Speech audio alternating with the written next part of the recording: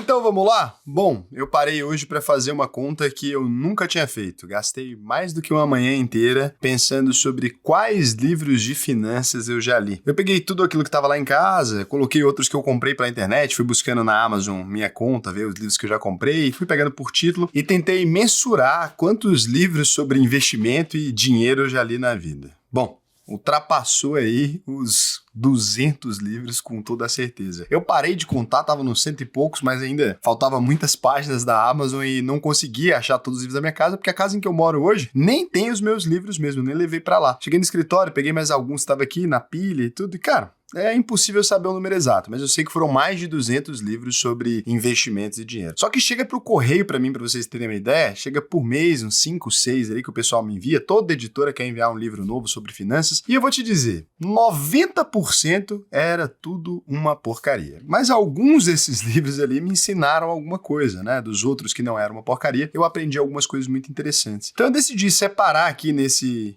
vídeo 6 segredos aí sobre dinheiro que eu aprendi lendo esses mais de 200 livros. Aqui eu separei os conhecimentos mais básicos. Aí é o seguinte, se vocês gostarem, eu posso fazer a parte 2 desse vídeo, com mais planejamento, planejando com mais tempo, tirando aí pelo menos 1, 2 meses para pensar no roteiro disso. Eu posso separar aí talvez 50 conselhos financeiros muito interessantes que eu encontrei em livros. Mas esse é um bom começo. Separei as coisas mais básicas aqui pra gente começar. Se vocês quiserem uma segunda parte, comenta aí, falando, acho que vale a pena ou não, Raul. 200 livros é muita coisa pra gente tentar resumir assim, e aí eu posso ir passando a lista dos livros também, sei lá. Então, vamos ver. Se vocês se interessarem pelo tema, mais um vídeo com pelo menos 50, e aí eu acho que a gente mataria tudo que vale a pena. Depois disso, eu posso fazer os 50 piores também, mas é isso. Antes de mais nada, quem é um Sardinha Raiz, vai deixar esse like na confiança, porque você sabe que o vídeo vai ser bom, né? Você já deixou o like na confiança antes mesmo do vídeo começar no anúncio. Agora, você não é um Sardinha Raiz ainda, o que eu quero que você faça? Segure sua mãozinha, considere deixar o seu like, se inscrever nesse canal aqui, se o vídeo te agregar, te trouxer algum conhecimento que você ainda não tinha. Aí na hora que isso acontecer, você pensa, putz, vou deixar meu like e vou me inscrever. Por quê? Porque aqui a gente não tem nenhum compromisso com nenhuma outra instituição financeira, a gente é completamente independente, é um dos únicos canais que realmente não tem ligação, não tem anúncio, não tem patrocínio de absolutamente nada. A gente tá aqui para informar você daquilo que realmente interessa. Então, também se você vê o botão compartilhar e quiser mandar nos seus grupos de WhatsApp e tudo, vai ajudar a sua família, vai fazer com que as pessoas se desenvolvam e a gente não fique empurrando um monte de coisa para cima das pessoas aqui. A gente tem a nossa própria linha ali de coisas que a gente oferece, que não tem nada a ver com o mercado, ninguém paga a gente pra falar nada. Então aqui, quando você envia um vídeo pra alguém, você sabe que você pode confiar que não tem ninguém pagando pela opinião que ela tá sendo falada da maneira mais sincera possível.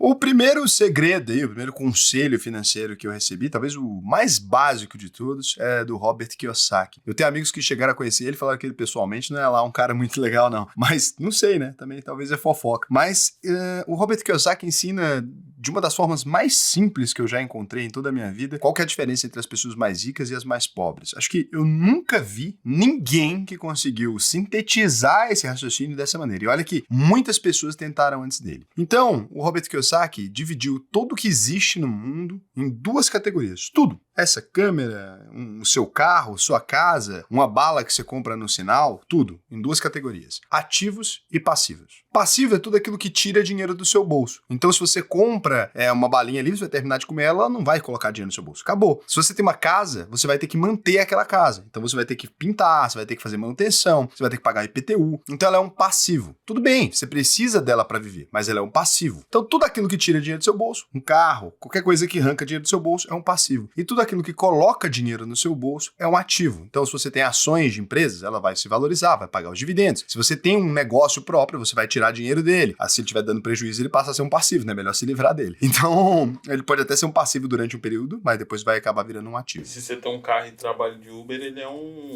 Ele é um ativo? Ele é um ativo. Tudo aquilo que coloca dinheiro no seu bolso é um ativo, tudo que tira dinheiro do seu bolso é um passivo. Olha que simples esse raciocínio. E aí, o que o Kiyosaki, que é a grande genialidade, né, do autor do Pai Rico, Pai Pobre, que é um dos livros de finanças mais vendidos de todos os tempos. Qual que é a grande genialidade desse cara? Ele conseguiu dizer o seguinte: você precisa ter uma coluna de ativos, né? Porque ele fala mais de uma planilha. Então, uma coluna de ativos que te renda mais dinheiro do que os seus passivos. Então, se você tem uma coluna de ativos que te renda dinheiro sem trabalhar, maior que a sua coluna de passivos, você pode se considerar rico, porque você nunca mais vai precisar trabalhar e o seu dinheiro nunca mais vai acabar, porque você está gastando menos do que você ganha passivamente, né? Menos do que você ganha sem fazer nada. Então, você consegue sustentar os seus passivos. E aí ele diz que as pessoas que ficam ricas na vida são aquelas que ao longo da sua jornada de vida vão comprando ativos. E aquelas que ficam pobres são aquelas que ao longo dos anos vão acumulando passivos. E ele gosta muito do mercado imobiliário, então não fala nem só para mercado financeiro, não. Ele vai falando que, por exemplo, os nossos avós que conseguiram se aposentar bem foram aqueles que compraram casas e colocaram de aluguel, e daí eles começaram a viver bem. Então, assim, dentro de 200 livros de finanças ou mais, eu nunca encontrei essa genialidade em nenhum outro autor. Nenhum outro autor nunca teve essa simplificação que o Kiyosaki fez. Tanto é que isso aqui é possível você explicar para uma criança de 8 anos, eu já tentei, e ela entende. Ela começa a entender do que é construída uma fortuna.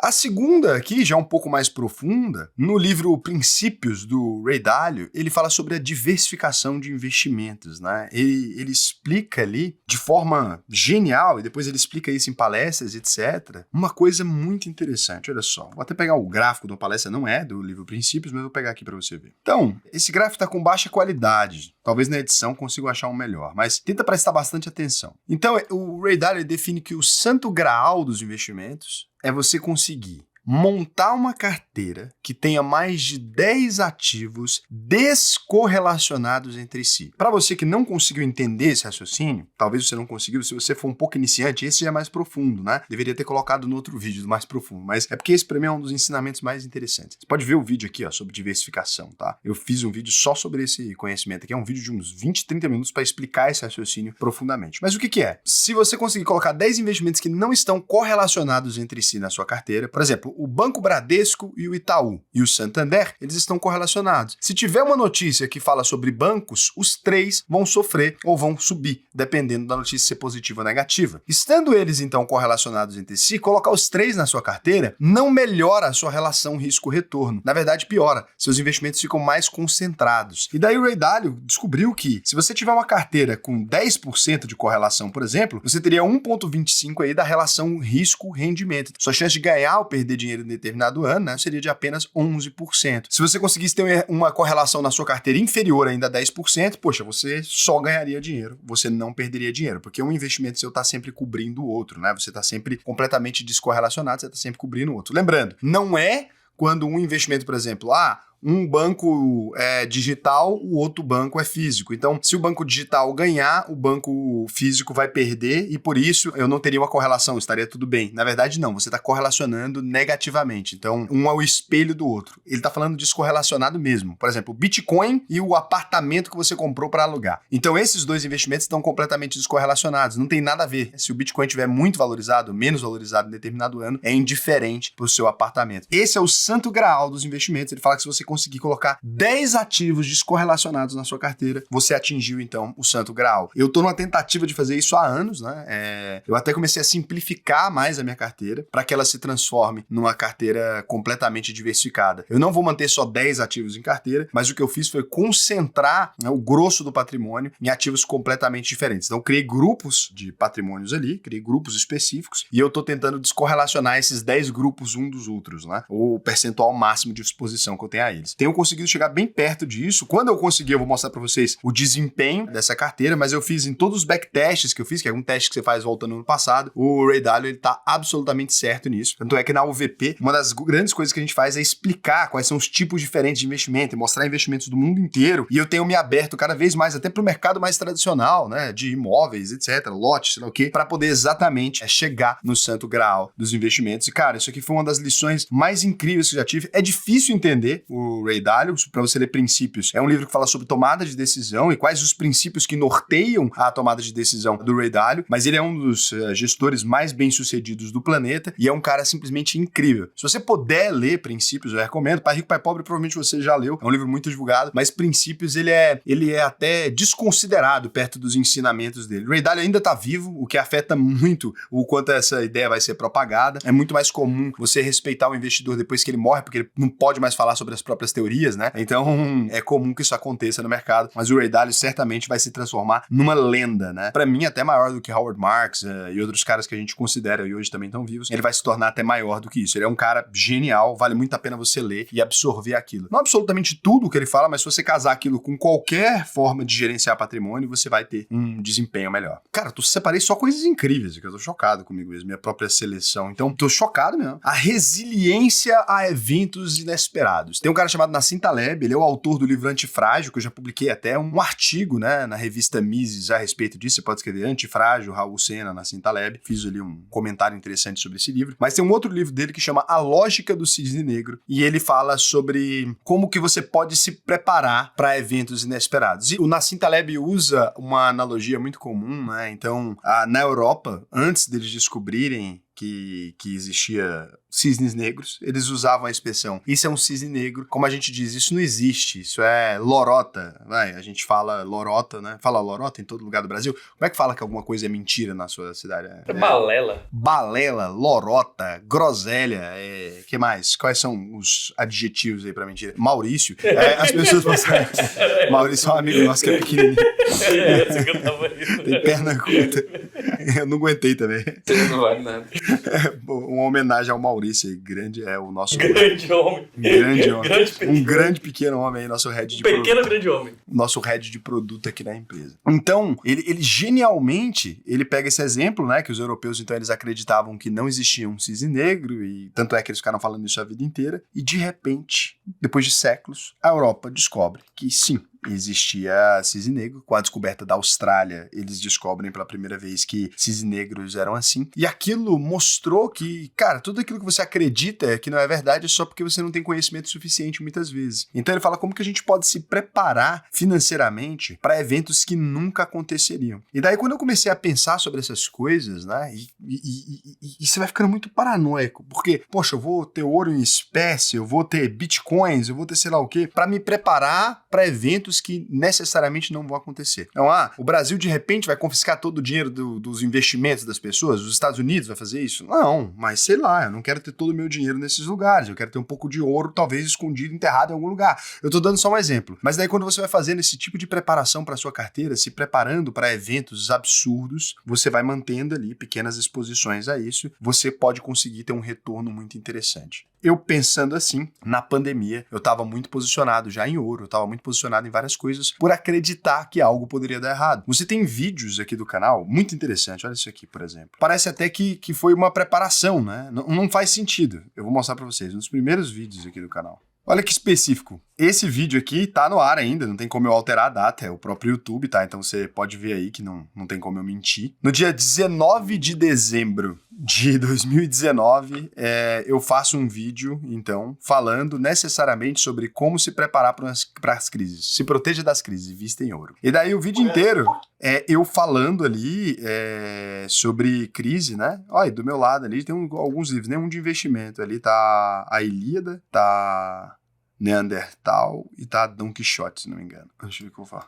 O mundo é mundo. Tem várias sociedades indígenas. Eu tô bebendo, hein? Eu acredito piamente no Tesouro Nacional, inclusive tem. Eu fico falando, não vai dar nada com o Brasil, eu acredito piamente no Tesouro Nacional, mas eu fico falando do ouro e falo da importância de investir em ouro e explico quais são as formas de você investir em ouro, isso em dezembro. E aí, aqui você pode ver uma coisa, ouro, preço histórico, isso é muito interessante, né? Então aqui, ó, quando você pega essa data ali mais ou menos que eu tô falando aqui no final de 2019, ó, então você pode ver aqui no final do mês 12 já, tava o ouro a 1430 ali, mais ou menos, no pico da crise ali, ele ultrapassa, né? Ele quase dobra, ele passa de 2000 ali, chega a 1955, né, no pico ali da coisa aqui nesse ponto, chega até mais alto que isso. Então, o ouro acabou mostrando essa resiliência, essa capacidade dele de crescer. E ali, naquele momento que eu tava falando de crise baseado em quê? Em nada. Eu não sabia que ia vir uma crise, mas eu falo nesse vídeo, uma crise tá sempre chegando. Ou a gente tá em crise, ou a próxima crise tá sempre chegando. E foi engraçado, porque as pessoas, na época o canal era miudinho, esse vídeo tem 8 mil views, ninguém nunca viu isso. Mas na época as pessoas começaram a me mandar mensagem falando, cara, que loucura, né? Eu me preparei pra crise, eu comprei ouro, e eu falo de diversas outras formas de se proteger da crise. E aí, durante a crise, é a mesma coisa. Eu fico falando,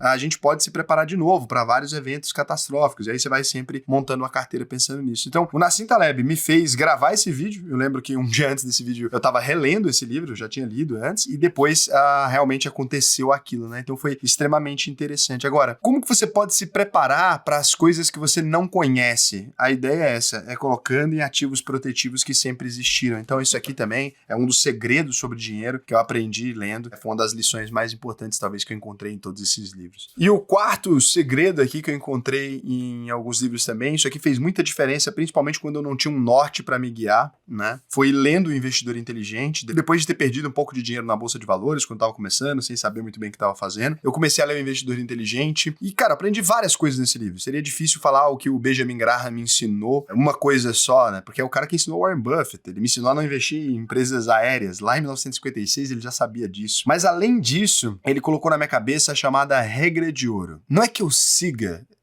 estritamente o que diz o Benjamin Graham, mas ele me ensinou a saber quanto vale de fato um negócio. Então o Graham, ele te ensina essa formulazinha aqui. Ela vai mudar a forma como você enxerga negócios. Você não vai seguir isso à risca. Tem gente que segue, o Graham seguia. Mas ela fala assim, o valor intrínseco, então quanto realmente vale aquilo, um valor intrínseco àquela empresa, ela é a raiz quadrada de 22,5 multiplicado pelo LPA multiplicado pelo valor patrimonial daquela empresa. Pelo LPA, que é o lucro por ação, vezes o valor patrimonial por ação daquela empresa. Por que o Graham diz isso? Lembrando que na época as empresas de Big Techs não eram ainda existentes e tal, então é outro momento. É um momento que a gente estava falando de empresas de indústria ou de commodities. O Graham diz isso porque ele fala que você tem que pagar no máximo 1,5 vezes o patrimônio de uma empresa por ela. Então se a empresa tem uma sede, uma estrutura ali, é uma panificadora, que a sede, tudo que ela tem, vale R$1 milhão, você deveria estar disposto a pagar no máximo R$1.500.000 por aquela empresa. Por quê? Com a marca, todos os ativos intangíveis, os clientes que ela tem, etc. Ele está falando que tudo isso vale só mais, né?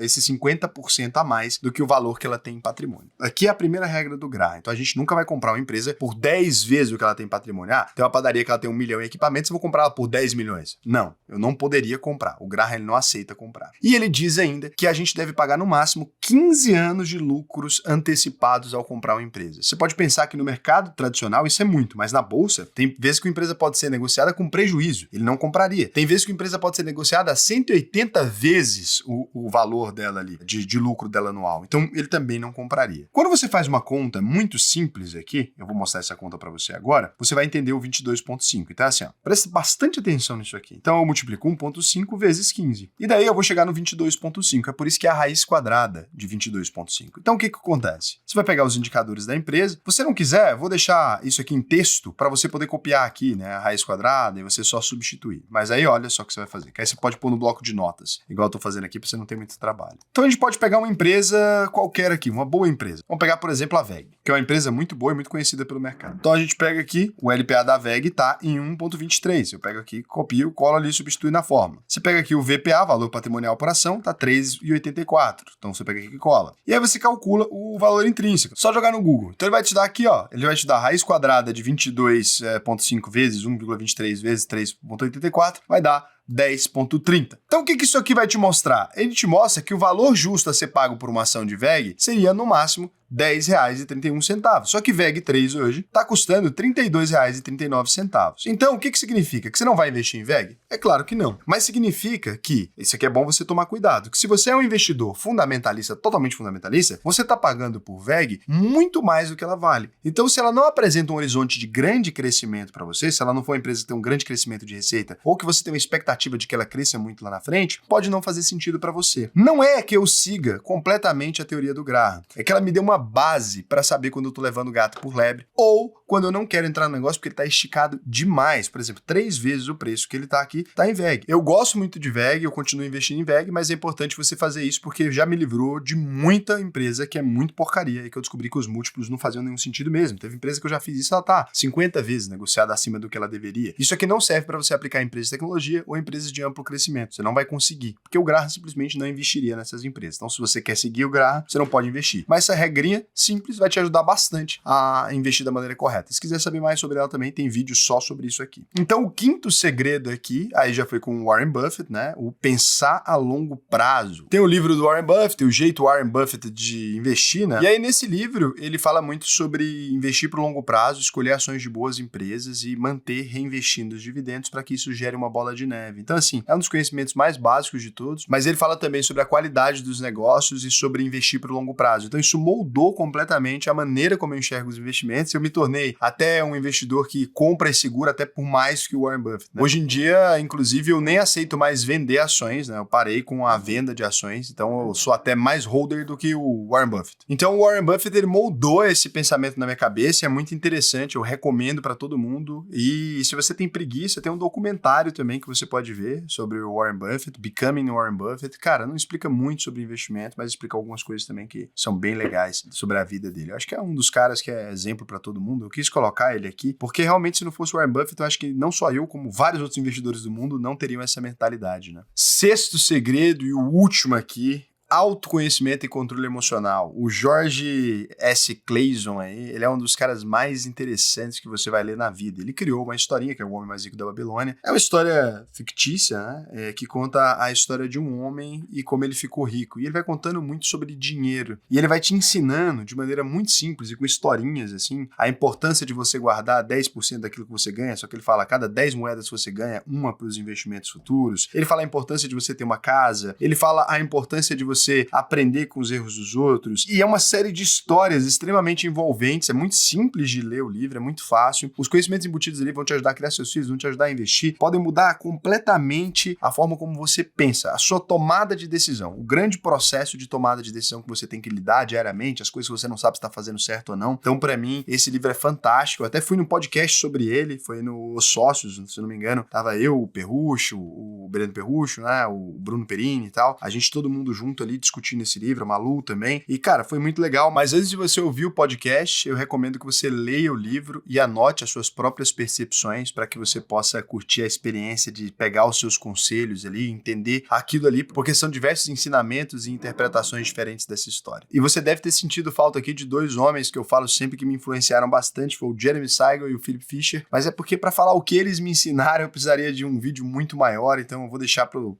vídeo dos conselhos, se vocês decidirem continuar com isso. Aqui eu queria trazer um apanhado que serve para todo mundo e não focar muito na parte totalmente técnica, para não ficar um vídeo chato e maçante, para você poder começar pelo caminho certo. Eu sei que vários de vocês estão começando. Esses livros aqui podem mudar não só a sua vida, como a de todo mundo que você conhece. Então, assim, se você puder recomendar esse vídeo para as pessoas, eu nunca peço para vocês fazerem isso, mas esse aqui é um que compartilha nos grupos de WhatsApp, espalha para o mundo, que isso aqui é importante e pode mudar a vida de muita gente mesmo que você conhece, se eles lerem os livros e levarem esse conhecimento a sério. Isso aqui realmente muda tudo. Não escolhi livros aleatórios de coach que fala porcaria. São livros fundamentais para o desenvolvimento de uma pessoa que lida com dinheiro diariamente. E se você quiser avançar para além desse lugar, Raul, beleza, eu já estou num nível que eu entendi essas coisas, eu queria agora só conhecimento técnico mesmo para aumentar minha rentabilidade, para desenvolver minha carteira, ou eu já estou ganhando uma grana muito legal, ou eu tenho um patrimônio enorme, queria uma consultoria com você, alguma coisa nesse sentido. Por onde que é? Qual que é o passo a passo? Olha, você vai clicar nesse botão aqui e fazer sua análise de perfil. Não vou te falar se você precisa de um treinamento, de uma consultoria, antes de entender quem é você, o que está rolando mesmo. Então você vai clicar aqui na UVP e vai preencher esse questionário até o final. Lá no final tem um vídeo, você assiste ele, você vai entender para que serve esse processo, para tudo isso. Depois a gente vai te chamar no WhatsApp. Um ser humano vai te convidar aí para conversar, vai perguntar um pouco mais sobre a sua vida e vai te falar o que faz sentido para você. Se tem um patrimônio maior, pode ser necessário ter uma equipe para cuidar do seu patrimônio. Agora, não, Raul, estou começando agora, quero construir o meu patrimônio. Aí não, aí vai ser um treinamento, a gente vai pegar algumas aulas, eu vou conversar com você, vou entender a sua situação e a gente vai desenvolver isso. E você pode confiar na UVP, não precisa ter dúvidas de que isso é o que funciona. Você pode ir lá no Reclame Aqui, que é um site isento, que não tem como a gente controlar, clicar em reclamação, não tem nenhuma reclamação no nome do nosso produto. Pode ver tudo aqui, não tem ninguém que reclama de absolutamente nada, tá? Uma reclamação, uma respondida, o resto é o pessoal brincando, reclamando para sair nos vídeos do Raul, reclamando por não ter do que reclamar. Então você pode ver aqui que a gente é uma empresa idônea mesmo, que a gente está aqui no mercado para fazer o certo. Eu recomendo, inclusive, que você busque o nome dos meus concorrentes na mesma plataforma. Você vai ver a diferença, né? Mesmo a gente tendo 28 mil visualizações aqui, você vai ver a diferença na quantidade de reclamação que eles têm, muitas vezes sem nem colocar o selo de verificado aqui, tentando esconder que a empresa deles está exposta a esse tipo de coisa. A gente tem aqui o nosso nome limpo, então eu recomendo que você vá lá e faça isso. Então é isso, um beijo para vocês e até amanhã.